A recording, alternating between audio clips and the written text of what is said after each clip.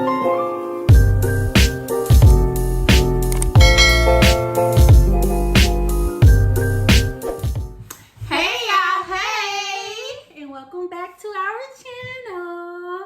are sisters for real, cause we sisters in real life. Same mama, same daddy. And let's introduce ourselves again. For the people who are new here, welcome. We hope that you love our channel. My name is Stacey. I am the younger sister. And rumor has it. So Facebook say, if you see two sisters walking down the street, the fatter one is usually the youngest. Even though I ain't but a couple burgers behind. Watch out for Fanny. What's your name? My name is Taja Nicole, and with me today we've got a molly. Them people wouldn't even stand that thing until you pointed it out. Now that's all they're going to be looking at the whole video. That's all I'm looking at the whole video. Y'all think I'm looking at y'all, but I'm looking at this. Molly. She should have never even pointed it out. Y'all probably wouldn't even know. Since you guys are here, what we want you guys to do is like, comment, and please subscribe. Turn it from red to gray. Come join the team. Come join us. Come become one of our siblings. We love you guys. For everyone who has supported, thank you. We truly appreciate it. And when you get a chance, share this video. We want everybody to laugh and enjoy the fun along with us. Yes. Share because the eyes are watching. Those eyes are me. We see you when you sharing. Yes. And we know when you support. And we know when you don't. And if you don't, when we blow up, don't jump on a bandwagon. Don't be act like you knew us when. Cause I ain't gonna know you. But we are here to talk about see, for us it's not a very serious topic because we've dealt with it our whole life. But it is a serious topic is what I'm saying. We're gonna talk about just basically growing up without parents because we lost our parents at a very young age. Say the word. What? You grew up as an orphan. She grew up as an orphan. That word. I grew up as an orphan. By definition. And we're gonna talk about that because there are some people out there like me, like she said, say the word orphan. I feel like I still have family, so I'm not, I don't know. Or the word orphan just can have a negative connotation to it. Although by definition we are orphans. We are. But anyway, when I got financial aid, guess how I got the max? I know, me too. Because I was an orphan. But we're gonna talk about it. We're just gonna talk about basically how they passed, at what age, what ages we were when they passed away, some of the memories we have of them or the lack thereof. So what we want to say, if you are offended by dark humor, if you are offended by people making light of their situation, if you are offended by people laughing at their own pain, my sister will give you guys 5 seconds to determine whether or not you want to stay on the video and watch us talk about this life journey experience, the hand that we were dealt by God, because we don't want to offend you guys, but it's our story and we're going to tell it how we want to. Exactly. So the countdown begins. And 5, 4, 3, 2, 1. Y'all still here? Well, that means you want to hear. Exactly. Come on now. So we ain't holding nothing back. If you get offended, don't be in our comments because I'll block you. We gave you an opportunity to leave. You stayed. So let's start out what they passed away with. I'm sure about their death certificate. Death certificate, ain't going too far. We put them both death certificate. It's public record though. If y'all want to look them up, but I got them. I had to have them for college. But our mother died from HPV, and it caused her to have cervical cancer. And she really, the cervical cancer, the sickness is what took her on out of here. Right, but it stemmed from HPV. And our father basically died from heart failure. Pretty much. So, do you have memories of Mama? I was young. 4. That was 19 months. I was 4, so I don't have a lot of memories because it was a very traumatic time. You know, your mom was dying in front of you, you know, at a very young age. So a lot of my memories are of her laying on the couch, very sick. One of my uncles used to bring her sweet potatoes to eat. I love sweet potatoes. She hates sweet potatoes. Y'all, to this day, I don't know. It's like, I guess it's PTSD or something. Like, when did I start eating sweet potato? This year. This had to be this year. This year, I wouldn't touch a sweet potato because it always brought back memories of my mama sick with cancer, and that was all she could hold down. Ugh, child. Oh no. You just don't know how, like, you could put two things together, like, and then for 30 years, I'm holding on to the fact that sweet potatoes bring me sadness. Yeah. So it is so important to heal the little child inside of you, y'all, because it'll hold you back from so much stuff. Yes. My aunt has always taught me we spend our entire adulthood getting over things that happened in our childhood. That was one thing my auntie Ella has always said to me. And that my childhood was the reason why I went to school for psychology, because it really wasn't to help anybody else. I wanted to know what was wrong with me. Why did I feel the way I felt? Why did I have the thoughts that I felt? And a lot of it stemmed from childhood, things that, you know, we went through as kids. Not saying we had a horrible childhood, but I'm just saying. But for some, it could be considered horrible to lose both your parents very young. Yeah, true. Yeah, because we were both very young. By the time Daddy died, I was 3rd grade. I was 6, so that was you were 9. So I was 9 years old. I ain't had no parents. Yeah, I was 6 years old. Sorry. And Mama did, Dad did. Yeah, it ain't fun. But I'm just saying, you know, you think about it and you just realize, like, dang, I really grew up with that. You want to know what's so crazy for me? I remember being in the 2nd grade at Norwood Elementary School. And I remember like it was yesterday, some friends of mine talking about their parents. And like, I promise, like yesterday, I remember me standing there with this confused look on my face, like, y'all got parents? Like, for real, like, I was like, they got a mama and a daddy? Like, you know, so, because it wasn't abnormal for me to not have parents. And what's so crazy is, like, I felt like y'all were the abnormal ones, the people who had parents. Like, that was weird to me. Like, they got a mom and a dad. Like, because I grew up my whole life pretty much with dad, a mom, and a dad. So it was normal for me. That was my norm. Perfectly normal. And so when I heard people say my dad or my mom come pick me up, like, who? Them people ain't exist? Like, you have it? Yeah, my experience is different. I used to avoid the conversations altogether. Yeah, you used to say they were out of town. Yeah, like, I cannot. Well, not my mama. Like, everybody knew that my mom had passed, right? So, because she passed. I was, 4 years old. So going into grade school, my mom died. And y'all, people used to be feeling so sorry for me. Oh, y'all don't even understand, like, the amount of pity and stuff that people express. It made me so uncomfortable that when my daddy died, y'all ain't tell him. Because I didn't want that same experience. Like, I didn't want nobody hovering over me. I didn't want people feeling sorry for me, making me cry because they crying. Because I'm a person that if I see you crying, I'm going to cry. So they like, oh, you lost your mom and lost your daddy. It is so sad. Now they crying. Now I'm not going to cry because you crying. And I'm the one with got parents. So when my daddy died. Oh, it's crazy as well, y'all. Like, I kept it from all my friends until probably, it's probably eighth grade. Like, some people knew. You had been dead for 5 years.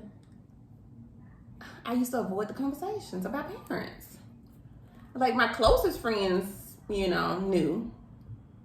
But just in general, no. That was not something that was just broadcast to the world. Just keep it to myself. I remember going to East Birmingham Church of God of Christ. It's a private, well, I don't even know if it's still a school now, but, in the 90s, it was a school. And it was a private school, and I was going there. I was in, like, I want to say I was in either kindergarten or the 1st grade. I can't exactly remember. But I remember I started crying. And when I started crying, they were like, what is she crying for? Because, I used to cry every day of school for the first semester of school from age, probably when Dad died, 6 up until I was 12 or 13 years old. Every day of school, for the first semester of school, I cried. You would think that would have been a red flag, but I'm gonna get into that. But anyway, I cried every day of school for that long. But I was in like first of kindergarten, and I was crying, and my teacher got so frustrated with me. Now, keep in mind, Dad had just died, and she was like, "Get out, get out." So then, like I remember like walking down the steps, and I'm literally walking in the hallway by myself, like I'm 6 or 7 years old, boohoo crying because I miss my daddy. I'm walking in the hallway, and this just goes on a little pity part. A teacher, I don't even know if she was really a teacher, like the person in the office, but she sees me, and she comes up to me, and she's like, "What is wrong with you? Like, why are you just walking these hallways crying?" And so she gets me, and so I told her, I was like, I just miss my dad. Well, I don't know if at schools they brief teachers or brief the school on like kids who don't have parents, because it was like once I told her that, I remember her face like, "Oh, you the baby that don't got no mama, no daddy. Come here, baby. Come here, baby. Hey, I know, baby, you missed your daddy. That's okay." You know, it's just like, so I remember walking by with this, me and her, we walking, she loving on me, you know, trying to console me, and we walk by this lady class. She come out because I'm crying, and she like, "What's wrong?" She like, "Don't say nothing to her, don't look at her, let her cry." Like, but I appreciate her, but my that teacher, like, when I look back on that, and I'm like, I know you knew now being older, I know you knew my situation and the frustration you had with the 6 or 7 year old. You remember her name? No, I do not. I see her face. I see her face clear as day. But I don't know her name. But I see her face clear as day. I was gonna tell you, side. Yeah, but that goes back to the whole trauma. Like, it's like, that was a very traumatic experience to lose your parents, and then like how you associated death with sweet potatoes for so long. Literally, when I see that lady face flash before my eyes, it's like I get this anger. Like, that was a moment for you to console a baby, because you 6, you 7, you're a baby. Like, you're not a baby, but you're a baby. No, like, you're a baby. But that just goes back to the trauma plus the whole pity. People like, she was like, it's okay.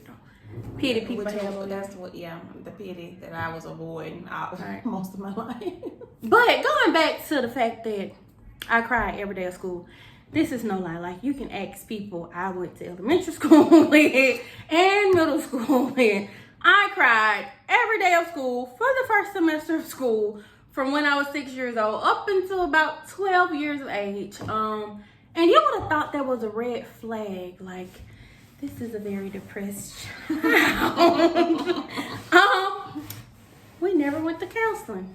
Like, we never went to counseling for our parents passing away. No. I remember 3rd grade, the counselor at Norwood Elementary knew that Dad had just died. She would come pull me out the classroom, make me go in there with her and draw pictures, because I guess maybe that's probably when I started shutting down, because I don't talk to folks. Like, not unless it's like in my circle of people. Maybe that's when I started shutting down, and maybe they realized, and she would pull me in her office every day for like an hour, and she would ask me to draw a picture of how I was feeling that day. I remember my 3rd grade, I was so frustrated with her one day, and I just took a black marker.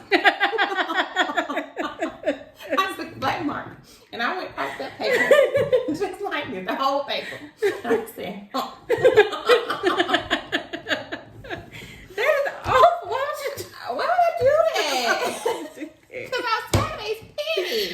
I never went to counseling. Now that was just a counselor recognizing a child needing some help. We ain't getting no professional counsel. What I was about to say. Now I do I have a certificate. Like, I do have a certificate. Well, it's molded in granted old house now, but I clear as day, have a certificate. It's pink of me finishing anger management in elementary school. It's from Norwood Elementary School, and it says Stacey Samuels completed anger management. I do not remember that. I could not tell you. I do not remember it at all. And I do remember having a big sister in the 6th grade with the Big Brother, Big Sister program. I remember that. I specifically remember Miss Millhouse was my 6th grade teacher. And at Irwin Elementary School, because 6th grade was still at the elementary, Miss Millhouse, she came to me and she was like, they want us to pick, a student from the class that, they think would do well with the program. Just take this to your guardian, let them read it.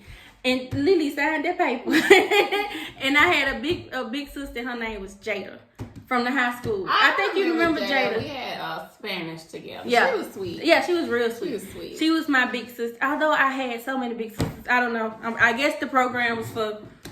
I don't know. I never really I worked for Big Brothers Big Sister, and I never really tried to study up on what the program's for. I think it's for troubled kids. Oh, you was trouble. I think it's for troubled kids. Like if I'm mistaken, I think it is. But I was in the program. I was a little sister. I had a big sister, Jada. I wonder how she's doing. If you're watching this, comment below. Let us know how you're doing. Look at me now. Just as crazy, just as trouble. I made it. I'm so glad I made it.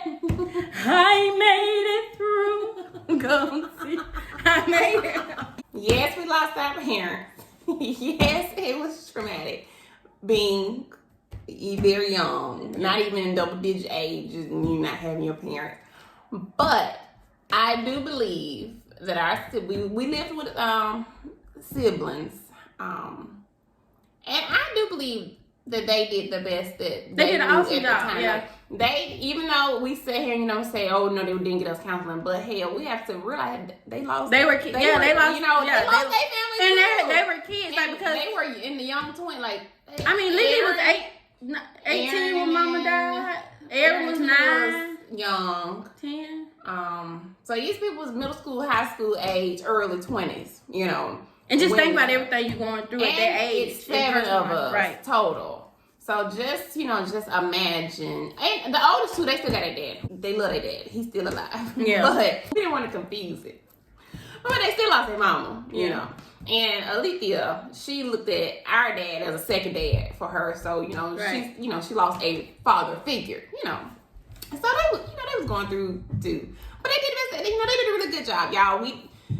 We're jokesters, so. But no, we really didn't get counseling. But I'm just saying. But we got love. Yeah, exactly. We didn't get counseling, but we got a hell of a lot of love. And that's what got us through. Yeah, and that's how we became obsessed with each other just as a whole. I do believe that stems from us growing up without parents. Probably. I do. It sounds kind of controlling and possessive, though.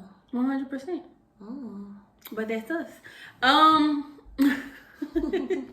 mean, it is. That's the truth. That's just who we are. Let me say, okay. So, I like I said, I know how it affected me growing up. I don't think I ever. I don't know. I'm not gonna say that I used to feel like I just had to have my mama here. Only because it's like Mother's Day do it for me. Yeah, only because it's like I haven't had her for so long. I didn't really think about it growing up. But I think as I got older, I realized we had our own kids. Yeah, I realized the importance and the significance of that relationship. Like I always tell the story, like the way my daughter loves me, it's like weird to me because I've never loved someone that way. Yeah, I'd be like, my kids be all over me, and I'm getting like, because I've never, they touching me. I've loved, but I've never. I don't have my mother not being here isn't, something I have to think about. It's something that I live with every single day. And I said this on Facebook one day, but I was talking and we were talking about doing something and I was like, if the Lord allowed me to be here. And she had a hissy fit. Like, what do you mean allow you to be here? Like, you can't go nowhere. If you go, I gotta go, and it was just like, I didn't know those words were gonna trigger something in her, because those words don't trigger anything in me, because it's my reality. My mom's not here. And also, what's so crazy is, I think even though I have memories now, very, very minimum amount of memories of dad, like probably 3, because as I've gotten older, they have definitely faded away. But even though I have some memory of dad, I miss mama way more, and I have no memory of mama. Like, that's a lie. When people say you can't miss something you've never had, that is a lie. Because like I said, when I was younger, it was just like, okay, whatever. I didn't realize like my actions meant that I was longing for my mom to be there. But as I've gotten older and understood my actions, I realized I do long for my mom. Like, I do want mom. I would love to have experienced a mother-daughter relationship. Especially like when I see people walking with their mamas, and their mama's like 90 years old, you know, 1 foot in the grave, 1 foot on a banana peel. And I just be looking like, could have took her. But my mom was 37. So, Lord, you could have took 20 years off me, mom. Right. And gave it to my mama. You know? But honestly, like, you think of that, like, when you see stuff like, or when you see people disrespecting their mama. Definitely the disrespect. You be realizing, like you be want to really, and I understand toxic relationships, and I'm not, you know, I'm not here to promote any type of toxic relationship at all, period. That's not what I'm saying.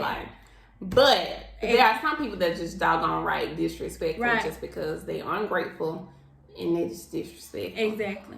We're talking about those people. Exactly. It's like, you don't understand, like, to not have experienced I'm not gonna say to not have experienced a mother's love, because I do believe that even in her death, that was a mother's love, if I'm making sense. I do believe my mama sacrificed a lot, you know, for us to yet still be here. Hard to explain, but I just believe it's on a more so spiritual level, that it was done outside of us. I'm not going to say to not experience a mother's love, because I do believe that that was a very spiritual thing that probably her and God had to speak about before. Because just to think, like, and just some of the prayers that, you know. Yeah, exactly. That, you know, that manifest in our lives now. And, you know, we have our aunt exactly. and, you know, family members that just let us know, hey, your mama was a praying woman. You know, she would line y'all birth certificates up, and she would pray over y'all birth certificates when she knew, you know, that she was going to pass and she wouldn't actually be here physically to, you know, pray for y'all and guide y'all, you know, through our life. And, you know, to have somebody who, you know, you have family who can share those type of memories with you. Right. You know, like if you have memories, you know, that you share with somebody, you know, of their lost parents, you know, and it's good, then it's good to share. Mm-hmm. You know, so yeah, so for our aunt, one of our aunts, to tell us, hey, your mom used to line up y'all birth certificates and she would pray over them and talk about how close you guys to be. And it manifested, it came to pass. Like, when we say we all we got, we truly believe that we all we got. And it's honest. Like, we really all we have. Like, that's it. Like, the 7 that you see, that's all my mama have. You know, we all we got.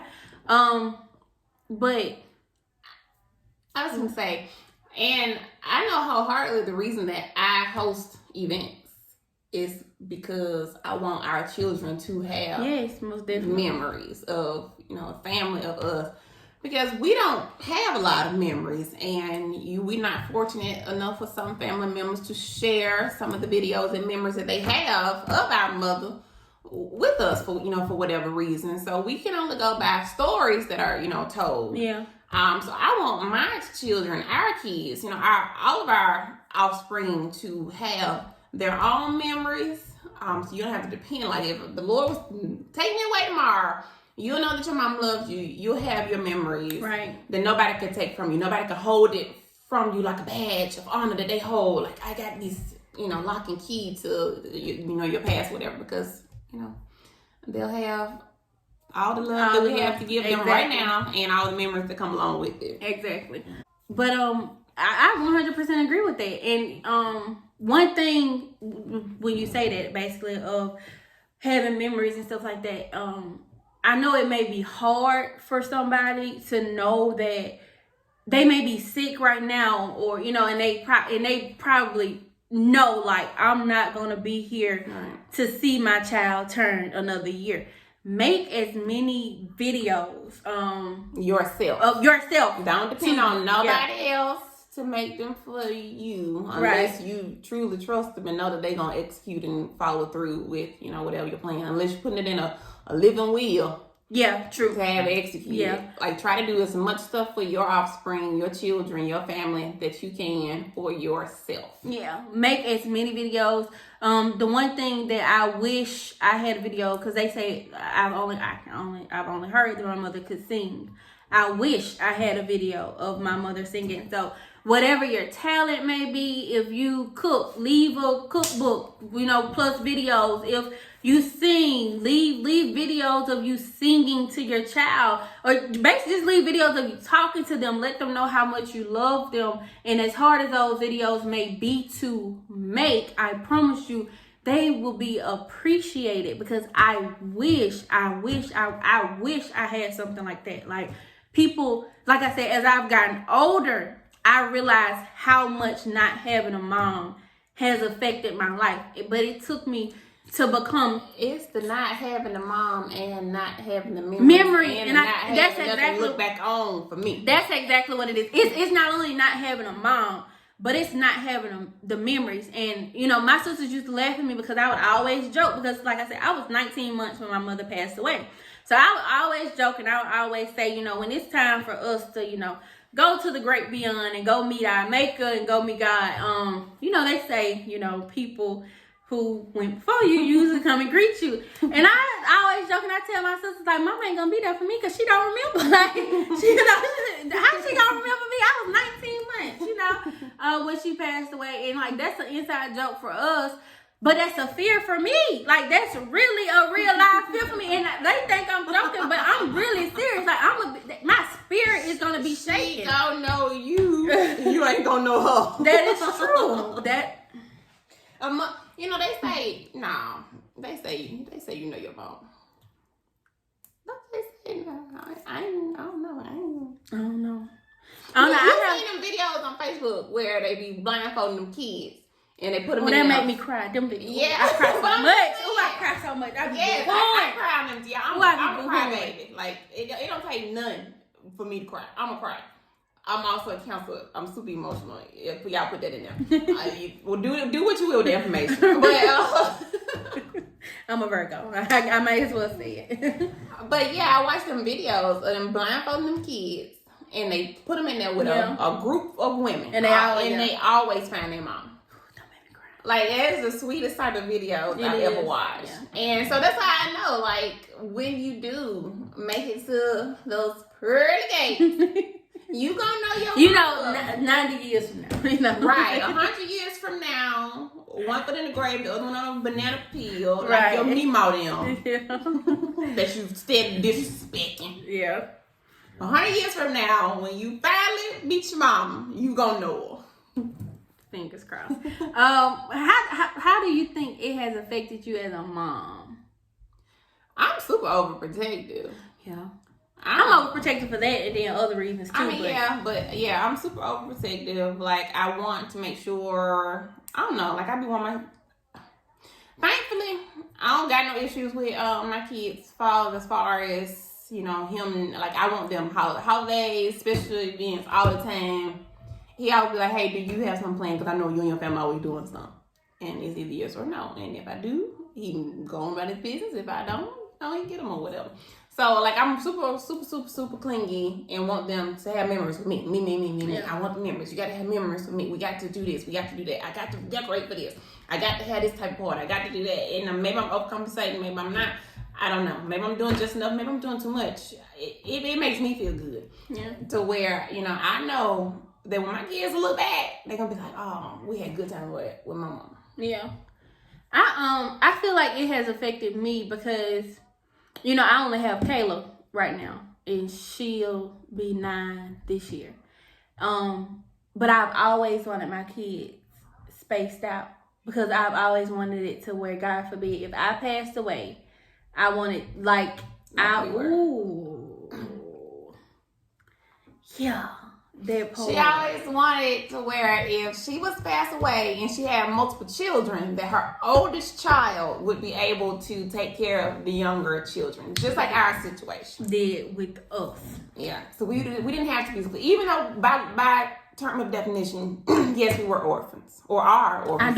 I do remember being in court though, on that court date. You remember it? Come on, when they asked us who we wanted to live with? Yeah, I remember that. Our social worker had on a red suit. I remember it like it was yesterday, and she had blonde hair, a blonde bob. Yeah, I remember being. I know she had blonde hair. I think it was a blonde bob. Yeah, we had to go to family court. They asked us if we were okay with living with our sister. I mean, that's like sure. Yeah. And the other one of our little sisters, baby, broke out crying. She was not handling that well, but she was older. She's 6 years older than me. Well, yeah, and she's 9 years older than me. She's older. Well, when they asked us together, and then they felt like we were persuading each other. Yeah. So then they asked us separately, and I remember like it was yesterday. I was 6 years old, and I politely told them I want to go wherever my sister's going. Like I remember saying that at the age of 6. Wherever my sister's going, I'll go. I was like, I just want to go where my sister's going. But yeah, that definitely affected me. Like I can remember, they was like, "You want to let yourself?" I was like, "Sure, okay." I just said, wherever my sister's going, that's where I want to go. And it just happened to work out. We didn't have to get split up. We didn't have to, deal with some stuff that other, other kids, it's already a traumatic experience, and then boom, you put this on, fighting over kids and mistreat kids and only getting them for a check because you want the check in behind it, and it's like, it's just, I'm thankful that, we were able to stay together. Because it could have been worse. Because it could have been worse, It wasn't all peaches and cream. No, it wasn't. But it could have been worse. Yeah, it definitely wasn't all peaches and cream. But that, just not having mom, it really did affect me because it was like, if I was to pass away, I want my child to be old enough to be like, no, my sibling going with me, like point blank, period. Also, I believe it affects, like, I haven't reached that age yet, she haven't reached that age yet, but I do know every time one of our siblings reached the age of 37, child. Because our mom died when she was 37 years old. Yeah. It's an emotional... Let me tell you, this one was 37 with 7 kids. 7 kids. I went up. Ooh. Yeah. It's just... Child. With 2, I be around here like, what? Imagine. And that makes me think, though, she was 37 with 7 kids. I just imagine the emotional roller coaster. Because she had cancer. So she knew her time was coming because it was only getting worse. Yeah, it wasn't like she got into some car accident and left her kids. Like, exactly. She had time to think about the fact that I'm about to leave my children. Exactly. I'm about to leave my babies. And most of us were babies, and, my sisters, they tell me, the reason why mama died was because she got pregnant with me. And it made her cancer spread because the doctor said be saying some hype stuff that she wasn't supposed to get pregnant. Yeah, that was another reason why I chose to go to counseling too, because we joke with each other and we say stuff, but although that was a joke, that wasn't a joke. It's not a joke. It really is the truth. So just imagine, right? Just imagine, you're growing up and you're really, I didn't have my mama. I never, you realize I'll never experience having a mama, and then on top of that, you feel like you're the reason why your mama died. Your mom, you don't even have memories of your mom. But I'm just saying, you just realize like how traumatic stuff is on you. In counseling, I am an advocate for, like I said, I went to school for psychology. I have a bachelor's in psychology, but I did not go for other people. I really went for me because I knew it was something wrong with me, and it is still, my counselor told me that I was okay, but that's why I'm going to another counselor. Because if you're telling me these thoughts are okay, I am very scared for the world because, sis, you heard what I told you? Like, did you hear what I told you? Yeah, and that's okay. The only thing that you tell me I got is control issues. She definitely controlled. We didn't talk about that much. I don't have a lot of memories of him either. Yeah, I don't either. The only memory I have of my daddy that is very, very clear is, well, I have 3 memories that are very clear. The first memory I have is we were leaving the skin house and he put me on his neck. And we walked away. I don't know why I was at the skin house with him. Don't ask me why, because the skin house is a hole in the wall gambling hall. So I don't even know why at the age of 5 or 6 I was at the skin house. Yeah, I know what memories I have of my dad. The second memory I have of my dad is I had to use the restroom really, really bad, and my dad was in the restroom, and I had to pee. And my dad had a lot of girls, so he was in the restroom and he was like, hold on. So he was like, okay, come on in. My daddy my dad was in a bubble bath, but so it ain't like I could see anything. But my dad was a big man, so he had breasts. So he took a face towel and he did like this, so I would see his breasts. so I could pee. But this is how it looked now. I'm just like, and I remember being young, like, and thinking to myself, like, that's not covering up anything, but I just peed and left on out. And then the third memory is when he got married to Dina and he came in the house. He told us he was married and he was in the hallway by Aaron's room with Aaron. When we moved back to 30, where Aaron was, he was standing right there. And I ran to him and I gave him a hug and I asked him, did you cry? And those are the only 3 memories like I have of him. I don't remember anything. Well, most of the memories I have of him is him leaving us at the house while him and Dina go to the shot house. As you get older, memories just fade away. That's why I feel like it is so important for people to leave memories for their children. Like, even if you're healthy and you don't even think, you don't even imagine leaving here anytime soon. Make memories for your baby. Instructions for your children. Make a living will. Just do not have your kids just out here fending for themselves. Yes. Don't think just because you got family, the family automatically gonna take care of you. Because it's not true. Family won't automatically take care of your kids. It's not gonna happen. Thankfully, we had siblings that did take care of us, but siblings. Thankfully. But the best, and one piece of advice too, if you are, like I said, we didn't have a horrible childhood, but if you are the guardian of someone who has lost a mother or who has lost a father, or even if you're the living mother but they lost a father, or you're the living father and they lost a mother, get them some counseling. Like, let them talk to someone who is able to pull that stuff out of them. Because they'll grow up and they'll be like me. All of my relationships, you want to know the common denominator in all my relationships? I hope it ain't the same, because I was about to say, mine, they be saying, I don't know how to show affection. Mine is I don't know how to show affection. For real? Yeah, I don't know how to show affection, and I don't open up to talk. No, I'm gonna talk. No. But yeah, it's definitely. They always say I don't know how to show affection. Yeah, it's definitely the lack of affection that they feel. I like being touched. And the fact that I'm not a talker. Oh, I'm gonna talk. A lot of women talk. I'm not good. We gonna talk. I'm not gonna do all that talking. Like, I don't have. I'm okay with not talking to you. We gonna talk, but don't be doing all that kissing on me. All they touching on me. Give me my personal space. I can't stand all that touch. That gets on my everlasting. What's up? And ooh, baby, that's a whole nother topic. We'll talk about that in another YouTube. Love language coming next. Cause baby, but that's another reason why it's very important to get them counseling so they won't grow up dealing with the past trauma. Even little kids inside of you, and allow your children to be healed as kids, so that they don't have to grow up and be traumatized adults. Yeah, I mean, it just end that cycle. Yeah. Like, it no more. It's no. I don't even speak that generational curses stuff no more. No. Mm-mm. Like, it's generational blessings over him. Right. And guess what? And it's generational wealth, and it's generational health. Yeah. Okay? Generated mental health. Mental health. We can talk about this topic all day, all night, because this is our life. This is what we live every single day, and it's constantly changing.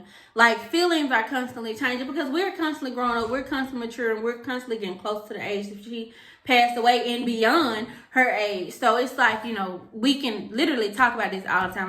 Like she said, Mother's Day is always a trigger for us. So, you know, on Mother's Day, if you see us out in public and we may be shut down, or, you know, we may be, you know, really to, you know, just our siblings or whatever, you know, don't take it to heart or anything like that. Or if, you know, you send us a Happy Mother's Day post and, you know, and we don't respond, please don't take it to heart. We're gonna always make a Mother's Day post. I'm gonna always make a post on her birthday. Because it's just, those are times that just kind of triggered the stuff for me, what I deal with, my thoughts of, you know, that I'm always dealing with. So yeah, if, you know, you may not want to continue to hear us talk about it, but this video may come across some young child, somebody else who have gone through the same thing we're going through, even somebody who mother has, you know, cancer now, and they're, you know, maybe they have been giving, you know, a date or whatever it may be. If you have questions, feel free to even some old folks. Hopefully we gave you some tips on things that you can do, you know, to where your children, their grandkids, you know, can have memories, you know, of them. And like I was saying, leave some questions. I don't mind answering questions, and I know she don't mind. Well, I don't know. I don't mind answering questions. You know, I'm transparent. Yeah, when I'm it very comes to answering a question, I just don't I don't naturally just open up. But if somebody comes to me with questions, or you talk to me, I'll talk back. I just ain't gonna be the first person to talk. Baby, I'm an open book. If you meet me, you probably gonna know my life in about 30 minutes. That's just how I am naturally somebody who, you know, let you feel comfortable. Child, you ain't the only one that went through that. Let me tell you, girl, baby, don't feel bad about going through that. You know, I'm just one of the type of people. I share my life experiences. But, you know, leave a comment. DM us. We'll have our social media information at the bottom. Ask us a question. Ask us like, hey, how did you deal with this? How are you dealing with this? Leave questions. We'll answer.